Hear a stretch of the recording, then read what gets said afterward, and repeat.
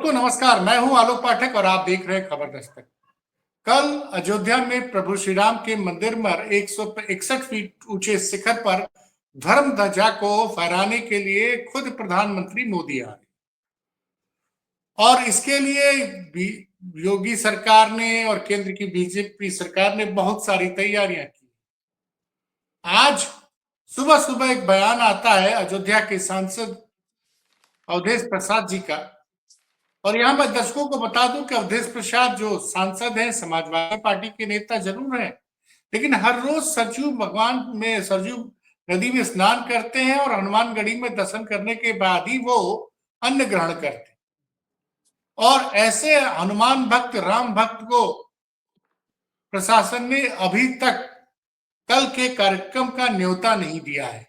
और ये बात मैं नहीं कह रहा हूं, ये बात खुद अवधेश प्रसाद जी ने मीडिया के सामने रखी, उनका दर्द रखा। एक तो ये विवाद कि अभी तक अयोध्या के सांसद को नहीं बुलाया गया, और क्यों नहीं बुलाया जा रहा है? क्योंकि भाई अयोध्या के सांसद हैं और ये आयोजन है, और उन्होंने बोला कि प्रभु श्री राम सबके हैं, इनको धर्म और जाति में नहीं बांटना चाहिए, तो उसको लेके विवाद खड़ा हुआ है। उसके बाद आपको याद होगा कि राम मंदिर आंदोलन में सबसे महत्वपूर्ण भूमिका निभाई थी तब के युवा नेता विनय कटियार ने, बजरंग दल के राष्ट्रीय अध्यक्ष हुआ करते थे, बीजेपी के राज्यसभा सांसद भी रह चुके हैं। उनको भी समन्वय निमंत्रण नहीं मिला है, और उन्होंने कहा कि मैं डरपोकों के बीच में नहीं जाता। अभी ये दो विवाद कम थे कि स्वामी अमृतेश्वरानंद, शंकराचार्य स्वामी अमृतेश्वरानंद ने कहा कि ये जो पूरा आयोजन है ये शास्त्र सम्मत नहीं है। तो इन सारे मुद्दों पे बात करने के लिए हमारे साथ हैं समाजवादी पार्टी के अधिवक्ता भी हैं, तेजतार प्रवक्ता भी हैं और ब्राह्मण भी हैं, धर्म और शास्त्र की अच्छी जानकारी भी है। तो इसलिए विवेक जी, पहले तो ये बताइए कि आपके सांसद महोदय को आमंत्रण मिला कि नहीं मिला? देखिए, मंच पे चूंकि आपने मुझे इतने ज्वलंत विषय पे अपनी बातों को रखने का अवसर दिया, इसके लिए मैं आपका पहले तो बहुत बहुत धन्यवाद करता हूं। आपके दर्शकों का बहुत बहुत धन्यवाद करता हूं। प्राप्त जानकारी के अनुसार देखिए, अभी तक तो कोई निमंत्रण की सूचना नहीं आई है, और पूरी तरह से ये पूरा कार्यक्रम एक राजनीतिक स्वांग जैसा प्रतीत हो रहा है। सबसे बड़ी बात यह है, विडंबना यह है और दुखद यह है कि इस देश में धर्म और सनातन के नाम पर उसके प्रचार प्रसार का सबसे बड़ा दायित्व जिन हमारे चारों पीठों के आदिदेव जगतगुरु शंकराचार्य महाराजों के ऊपर है, उन्हीं को दरकिनार करके अगर कोई धार्मिक कार्य या धार्मिक समागम इस प्रकार का इस देश में आयोजित होता है, तो मुझे लगता है कि वो मात्र एक छलावा और राजनीतिक स्वांग होता है। देखिए विवेक जी, जो आप बात कह रहे हैं वो ठीक है, लेकिन अमृतेश्वरानंद जी ने इसकी क्यों आलोचना की? मतलब आप उनके बयान से कितना असहमत है? नहीं, देखिए, आदिदेव जगतगुरु शंकराचार्य जी के बयान से असहमत होने जैसी कोई बात हो ही नहीं सकती है, चूंकि आदिदेव जगतगुरु शंकराचार्य इसके पूर्व में वैकुंठवासी श्री स्वरूपानंद जी महाराज के हम अनुयायी हैं शुरू से। और उससे बड़ी बात मैं आपको बता दूं कि उनकी आलोचना का जो कारण है वो कहीं ना कहीं उनके अंदर मन में एक व्यथा और कहीं ना कहीं एक दर्द है, जिसका भाव उनके शब्दों से झलक रहा है। उसका कारण यह है कि संत से सत्य का अनुसरण न करते हुए भाजपा जिस तरह से केवल और केवल राजनीतिक स्वांग रचने का कार्य कर रही है, उससे कहीं ना कहीं उनके मन में बहुत ही पीड़ा और बहुत ही व्याकुलता है। सबसे बड़ी बात देखिए क्या है, उनके कुछ महत्वपूर्ण जो तर्क हैं, तर्कों का आधार जो है कि पुनर्निर्माण काल, चूंकि मंदिर का निर्माण अभी पूरी तरह से संपन्न नहीं हुआ है और गर्भगृह के ऊपर का काम भी जारी है, इसीलिए अपूर्ण अवस्था में किसी भी तरह की प्राण प्रतिष्ठा या ध्वजारोहण, क्योंकि ध्वजारोहण शब्द तो कहीं भी वेदों में उल्लेखित ही नहीं है। जो सत्य है कि ध्वजारोहण, आप जो बोल रहे हैं, मैं रोक रहा हूं विवेक जी, की आप बता रहे हैं कि शंकराचार्य जी ने कहा कि ध्वजारोहण नाम का शब्द कुछ है ही नहीं है जी वेदों में। जी, ध्वजारोहण नहीं होता है शास्त्रों में। अगर कहीं बहुत आपको थोड़ा बहुत उल्लेख मिलेगा तो ध्वज स्थापना का उल्लेख मिलता है, और यहाँ ध्वजारोहण का कार्यक्रम जो किया जा रहा है ये बहुत ही दुखद है, बहुत ही निंदनीय है।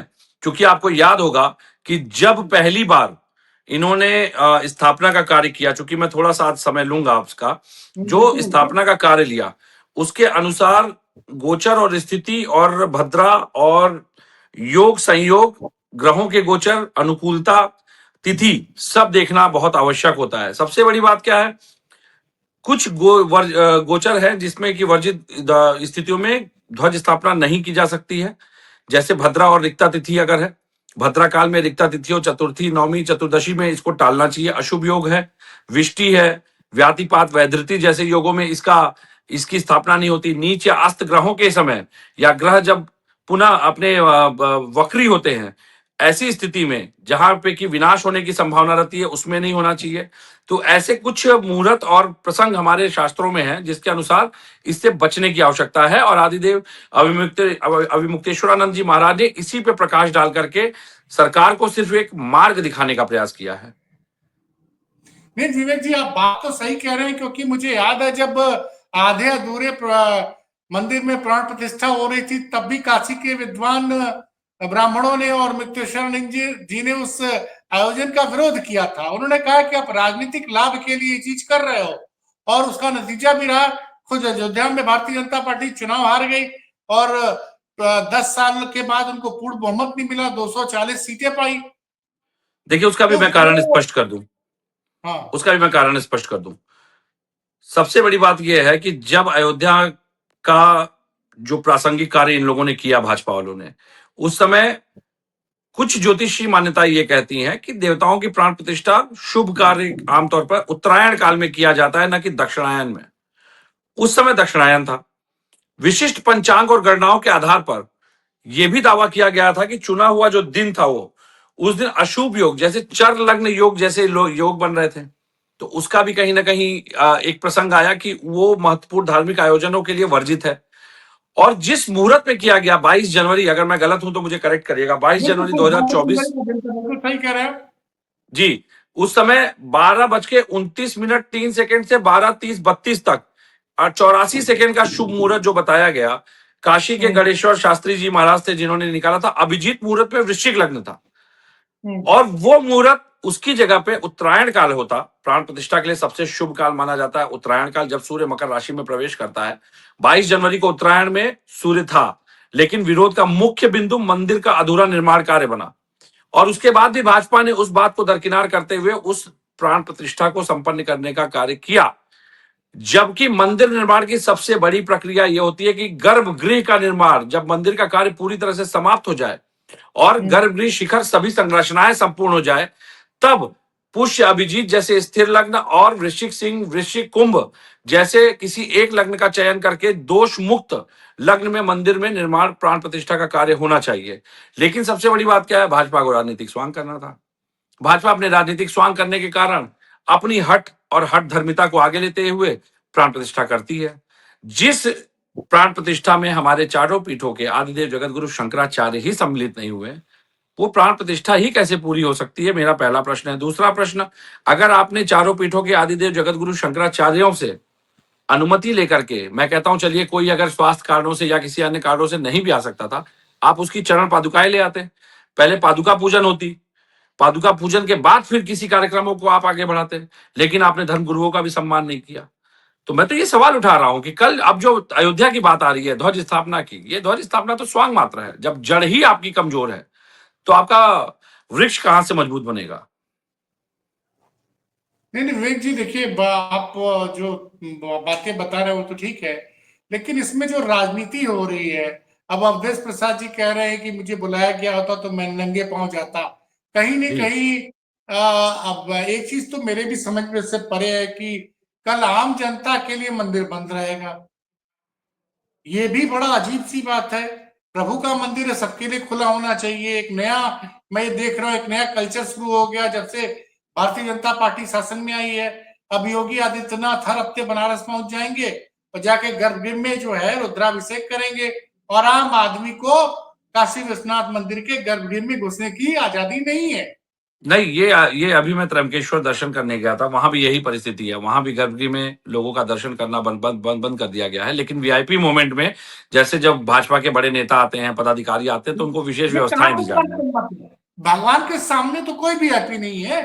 बस बस मैं वहीं पे ला रहा हूं आपको। जिस तरह की व्यवस्थाओं की बात आपको याद होगा, जब मोदी जी प्रधानमंत्री बने तो उन्होंने अपने आप को एक ब्रांड और बहुत ही आदर्शवादी दिखाने के लिए, आत्ममुग्धता से परे दिखाने के लिए उन्होंने कहा था वीआईपी और वीवीआईपी कल्चर को समाप्त करने की उन्होंने एक अभिव्यक्ति की थी। बात नहीं थी। लेकिन लेकिन मुझे दिखाई पड़ता है कि सबसे ज्यादा वीवीआईपी और वीआईपी कल्चर का जो भाव है वो भाजपा नेताओं के अंदर है। आप देखिए, कल एक दृश्य आपने देखा होगा, हमारी पार्टी के राष्ट्रीय अध्यक्ष आदरणीय अखिलेश यादव जी अपने परिवार के कार्यक्रम में पंक्ति में, एक मतलब लाइन में खड़े होकर के प्लेट हाथ में लेकर के खाना लेने का इंतजार कर रहे थे, आगे बच्चे खड़े थे। लेकिन भाजपा के लोगों में ये भाव नहीं। भाजपा के लोगों को यह है कि हम कहीं भी जाएं, चाहे वो कार्यक्रम हो, चाहे मांगलिक कार्यक्रम हो, चाहे धार्मिक कार्यक्रम हो, हमें सबसे वीआईपी प्रोटोकॉल मिलना चाहिए, हमें सबसे अगले पंक्ति में बिठाया जाए। हमारे लिए मंदिर के पुजारी गर्भगृह से, उनका बस चले तो वो तो गर्भगृह से भगवान को बुलवा करके बाहर कह दें कि भैया हम अर्चना पूजन यहीं कर दे रहे हैं और उसके बाद आप इनको ले जाके पुनर्स्थापित कर दीजिएगा। तो ये तो बड़ी विडंबना का विषय है कि जिस प्रदेश में अब संत, अब ठीक है संत, अब वो उस मठ का सम्मान है, चूंकि गोरखनाथ पीठ का सम्मान है, उस पीठ से जुड़े किसी को मुख्यमंत्री बनाया जाता है और वही अगर धार्मिक नियमों को दरकिनार करके इस तरह की व्यवस्थाओं को आगे बढ़ाने में लगे हैं, तो मुझे लगता है इससे ज्यादा दुर्भाग्य और विडंबना का विषय कुछ नहीं हो सकता है। नहीं नहीं, एक चीज और भी है बड़ी, मतलब बतौर पत्रकार मुझे बड़ा ताजुब हुआ कि कल उन 200 लोगों को आमंत्रित किया जिन्होंने 2 करोड़ से ज्यादा चंदा दिया है। देखिए एक तरफ आप भाजपा, उन लोगों सुनिए, एक तरफ आप उन लोगों को बुला रहे हैं, 200 लोगों को जिन्होंने 2 करोड़ से ज्यादा चंदा दिया है, दूसरी तरफ कह रहे हैं कल आम श्रद्धालु जो है, आम श्रद्धालु के लिए मंदिर ना आने की अपील कर रहे हैं। ये कैसा भेदभाव है भाई? हमारा देखिए संविधान भी कहता है कि, संविधान कहता है कि हर आदमी को बराबर अधिकार है। ये वीआईपी कल्चर, भगवान के सामने तो सब अधिकार है, सबके बराबर देखिए अधिकार है। और प्रभु भाजपा श्री की, राम तुम्हारे कड़कड़ में व्याप्त है। अब नहीं प्रभु श्री देखिए राम का दर्शन 2 करोड़ जिन्होंने दिया वही करेंगे, आम आदमी नहीं रहेगा भैया। भाजपा की राजनीतिक धुरी धर्म धर्म और धन के महीन लकीर के बीच में फंसी हुई है। मात्र धर्म और धन और इन दोनों का संचय और संचरण ही भाजपा की राजनीति का सिर्फ और सिर्फ सार बिंदु है। अगर आप इस चीज को, स्थिति को समझने का प्रयास करेंगे तो आप देखेंगे कि भाजपा ने अयोध्या में धर्म का नाम लेकर के राम मंदिर के प्रतिष्ठा के पीछे जो सबसे बड़ा उद्देश्य था, वहां के चंदों में घोटाला हुआ, वहां के सीमेंट तक की बोरियां मैं सुनता हूं कि चोरी करके ले गए उठा करके इनके ठेकेदार, जो टेंडर किए गए उसमें ब्लैकलिस्ट कंपनियों को बिना काम किए भुगतान किया गया, ऐसे भी खबरें सामने आई। जमीनों के घोटाले देखिए, जो अयोध्या वासी हैं वो बेचारे ठग लिए गए। किस तरह से भाजपाइयों ने अपनी जेब गर्म की, अयोध्या भगवान श्री राम का चेहरा दिखा करके, नारे लगा लगा करके ये अयोध्या को लूटते रहे। और उस लूट पर सबसे दुखद बात यह है कि उस लूट पर एक मठ का मठाधीश जो मुख्यमंत्री है, उसने कोई कार्रवाई नहीं की या कोई जांच नहीं की, और जांच करने के बाद कहीं बुलडोजर नहीं चलवाया। ये सबसे बड़ी अच्छा, दुखद बात है। एक बात आज और आपके सांसद जी ने कही है कि अयोध्या में जब निर्माण के तहत बहुत लोगों के मकान टूटे, दुकान टूटे, तो उन्होंने कहा कि मोदी जी अगर आ रहे हैं तो उन सबका दुख दर्द समझे, उनको सही सही जो है मुआवजा, मुआवजा दिलवाया जाए, और लोग जो है जमीनें जबरदस्ती कब्जा की गई इसको देखे। क्योंकि मैं कई लोगों से मिला हूं जिनकी अयोध्या में जिनकी जमीन अधिग्रहित की गई और मनमाने तरीके से, और उसको लेके जब तमाम बात होती तो सरकार कहती है हम जांच करा रहे हो, जांच कहीं पूरी होती नहीं आज तक भाई। मुझे लगता है, देखिए आज तक मुझे लगता है कि जांच की बात तो छोड़ दीजिए, जब आप जातिगत धुरी पे केंद्रित रहते हैं तो मुझे लगता है जांच की बात और जांच की स्थिति कभी स्पष्ट नहीं हो सकती। आज तक योगी सरकार में जितनी भी एसआईटी बनाई गई, चाहे मोदी सरकार की जितनी भी एसआईटी बनाई गई, चाहे भाजपा शासित राज्यों में जितनी एसआईटी बनी, देखिए आज तक किसी की भी जांच और उसकी रिपोर्ट ना जांच पूरी हुई, ना आज तक किसी भी एसआईटी की रिपोर्ट सामने आई। तो ये देखिए बहुत ही दुखद बात है कि भाजपा जिस प्रकार से धर्म का आड़ लेकर के धन संचय के प्रयास में लगी हुई है, अब आपको लगता है, अब आप मुझे बताइए आखिरी बार आपने कब सुना था कि काले धन को लाने की बात हो रही थी? काले धन को लाने की अब बात हो रही है। ये तो सपना है, अब तो भाई साहब भूल गए। मैं वही कह रहा हूं, ये देश भी बड़ी दुखद बात है कि इस देश की भी विडंबना है कि देश के लोग भी भूलते बहुत जल्दी हैं।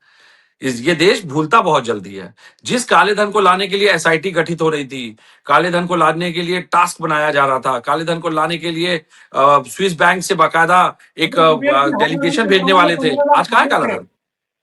हर आदमी के अकाउंट में 15 लाख रुपए आने थे, 11 साल हो गए। वो तो वो तो अमित शाह जी ने कह दिया था, वो राजनीतिक जुमला था। मतलब अरे इस आप देश को प्रधानमंत्री जुमला वादे परोस करते के हैं बनी हुई कि सरकार से हम क्या उम्मीद कर सकते हैं? छापेगा तो हर आदमी के अकाउंट में 15 लाख जाएगा, आएगा, और जब सरकार बन गई तो आप कह रहे हैं जुमला था। नहीं, देखिए, ये तो अमित शाह जी ने मंच पे सहज स्वीकार किया, वो तो हम जुमला फेंकते हैं, जो राजनीतिक जुमले देते थे वो। ये तो जुमले की बात तो उन्होंने अपने मुंह से कही, हम लोग मतलब चूंकि हम तो आलोचना भी नहीं कर सकते इस बात को लेकर के, चूंकि हमारे अमित शाह जी स्वयं स्वीकार करते हैं कि वो राजनीतिक जुमले फेंक रहे थे उस समय, और ये देश उन जुमलों के प्रभाव में आ गया। सबसे बड़ी दुख की बात यह है, देखिए, कि मुझे लगता है जो धर्म नगरी के नाम पर जिस तरह से अयोध्या में लूट मची हुई है, धर्म नगरी के नाम पे जिस तरह का पाखंड परोसा जा रहा है, और धर्म नगरी के नाम पर जिस तरह से लगातार अवैध व्यापार का संचालन जारी है, इस पर सरकार अंकुश लगाने से मुझे कहीं दिखाई नहीं देता कि शंकर सरकार का कहीं से भी अंकुश लगाने का कोई नियम, प्रावधान या कोई उद्देश्य मंशा दिखाई दे रही है।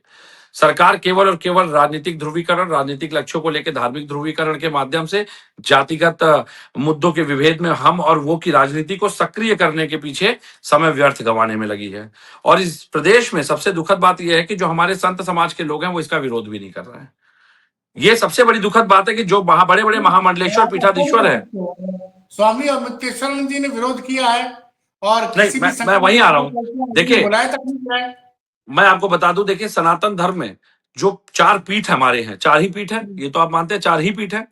4 पीठों के पीठाधीश्वर मतलब हमारे राज व्यवस्था के जैसे राजा, जैसे मुख्यमंत्री की गद्दी, और जो महामंडलेश्वर होते हैं वो जैसे डीजीपी और मान लीजिए डीएसपी और जो हमारे सेनापति। तो जो महामंडलेश्वर और उनकी इकाइयां हैं, जो अखाड़े होते हैं, निर्मोही अखाड़े, जूना अखाड़े, जो महामंडलेश्वर हैं, कम से कम मुझे लगता है इनको भी सुर से सुर मिला करके कम से कम इस बात पे धर्म संसद का आयोजन तो होता है, लेकिन देखिए, धर्म संसद का आयोजन केवल और केवल अब एक जाति विशेष को आलोचित करने के लिए किया जाता है।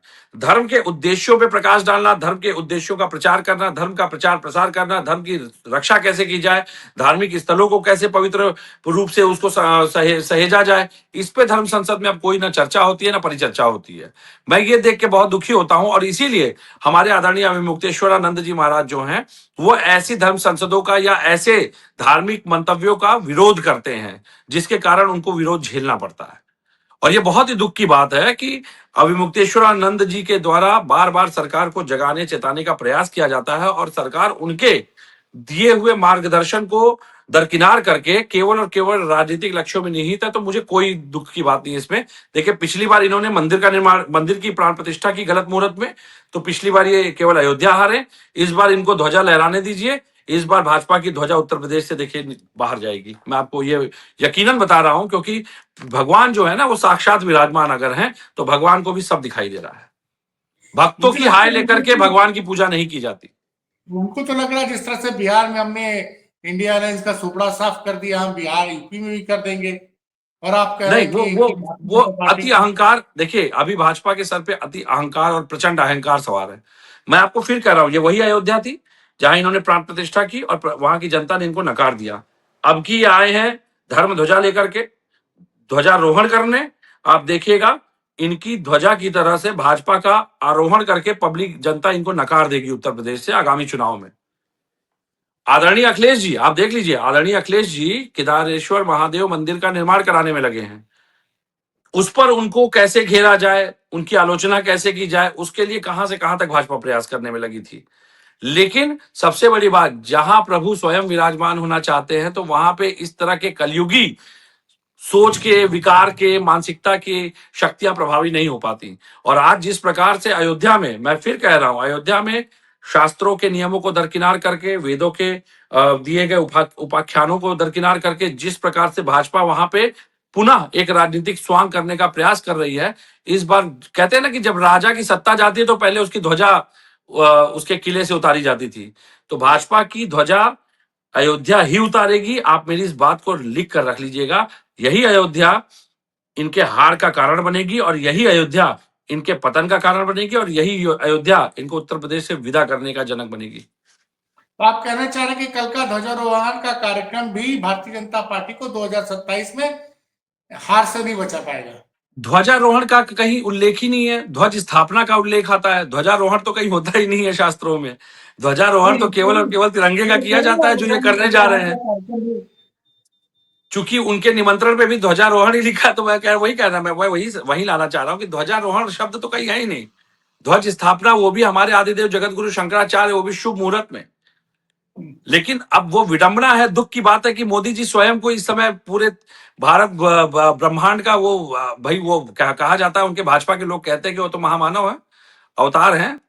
तो अब देखते हैं अवतार कितने प्रकार से संचालन करता है, क्योंकि आदिदेव जगत गुरु शंकराचार्य जी के बिना आशीर्वाद के इस धरती पे किसी भी शक्तिपीठ या किसी भी देव स्थल की पूजन स्थापना, या मुझे लगता है कि वहां पे किसी भी तरह का पुनर्निर्माण जीर्णोद्धार नहीं संभव है, क्योंकि शंकराचार्य साक्षात धरती पे शिव का प्रकार है, शिव स्वरूप है।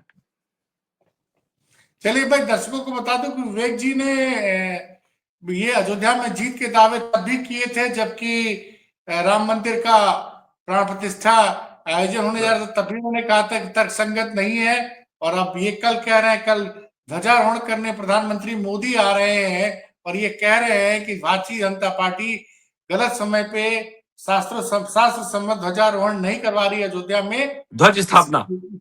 इसकी वजह से इसकी 2027 में भारतीय जनता पार्टी की उत्तर प्रदेश से विदाई तय है। तो देखते हैं, आज की तारीख नोट कर लीजिएगा आप। बिल्कुल सर, बिल्कुल। 2025, और जब परिणाम आएंगे 2027 को, तब हम बात करेंगे कि विवेक पांडे की जो भविष्यवाणी है वो सही साबित होती है गलत। तो इतनी रात को आपने जो समय दिया विवेक जी, इसके लिए बहुत बहुत धन्यवाद सर। बहुत बहुत धन्यवाद कि आपने धर्म के विषय पे मुझे बोलने का अवसर दिया।